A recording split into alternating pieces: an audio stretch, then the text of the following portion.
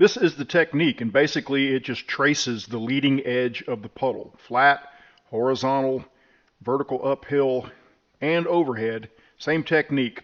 Just traces that teardrop shape in the front of the puddle. First up is flat. 1F flat T-joint. The F stands for fillet weld. So for the flat, the 1F and the horizontal 2F, I'm going to be using a slight pull angle, a drag angle. And just from that, I know that I'm going to get some comments saying that I should have been pushing it, but I'm going to keep everything the same here. I'm going to use the factory recommended settings on this ESAB Rebel 205. This is the one that does TIG, AC/DC, as well as MIG and stick and flux core.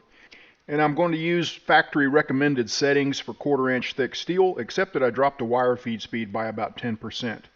Recommended also is 35% on the inductance. I'm going to get into that, probably doing some messing around with that later on changing that. I already have done a little bit of changing it, running some tests at 100% inductance on some thin stuff uphill.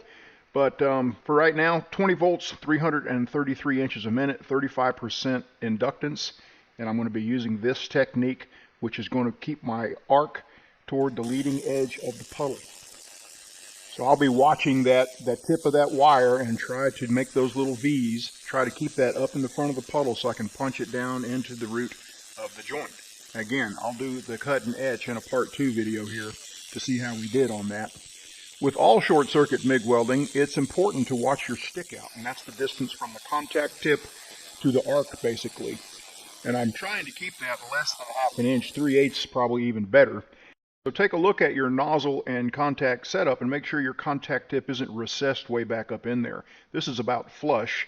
Flush works. I would kind of prefer it to be protruding just a little bit, because on a fillet weld like this, you can only get in there so close because of the nozzle. All right, 2F horizontal. It's almost the same as 1F.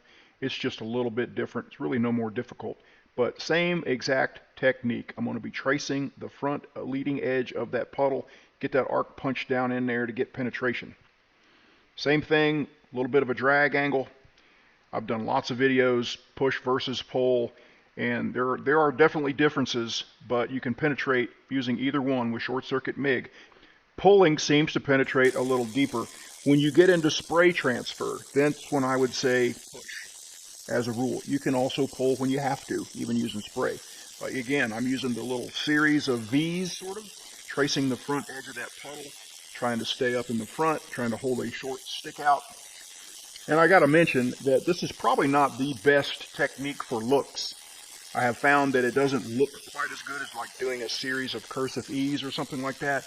But whenever I've done cut and etch tests, this technique has always been very consistent, getting penetration into the root. Now I'm sputtering here like crazy, and I discovered the reason is I did not get a good ground. I forgot to attach the ground to a good spot.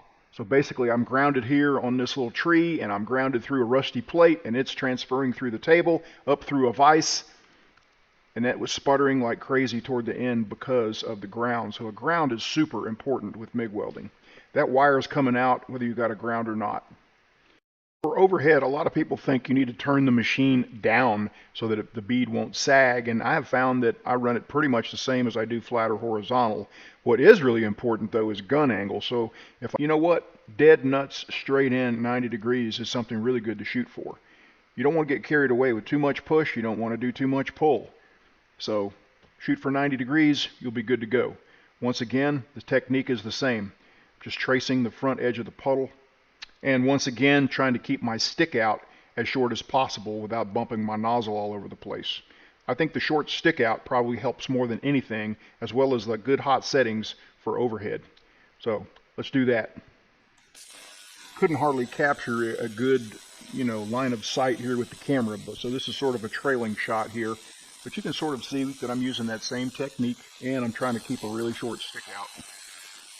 As I mentioned before, on a part 2 of this thing, I will also stack at least two more beads on each one of these, probably a lot more than that actually, and then we'll do a cut and etch, and then we'll check the root penetration as well as in between layer penetration on that video.